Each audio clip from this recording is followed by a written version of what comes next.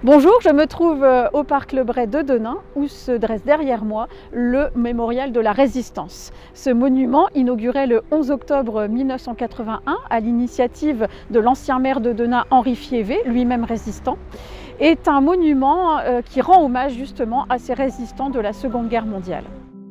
Nous venons de franchir les grilles noires hérissées de pointes qui nous ont permis de rentrer à l'intérieur de ce mémorial.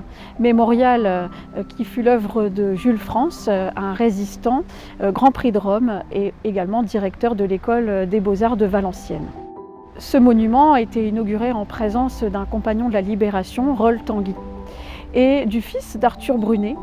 Arthur Brunet qui avait été maire de Denain et qui a été fusillé en 1941 pour son adhérence au Parti communiste.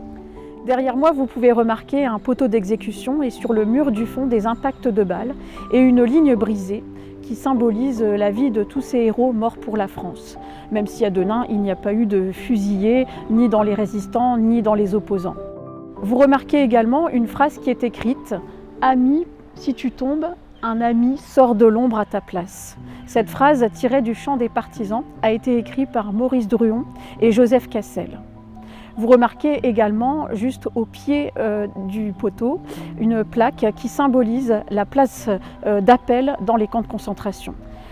De part et d'autre de ce poteau, deux parterres de rosiers, des rosiers qu'on appelle les rosiers Résurrection, qui ont été créés en 1975 et ont été plantés ici à la demande d'Yvonne Abbas, ancienne résistante et surtout déportée au camp de Ravensbrück, qui a été aussi la présidente des Amis du musée.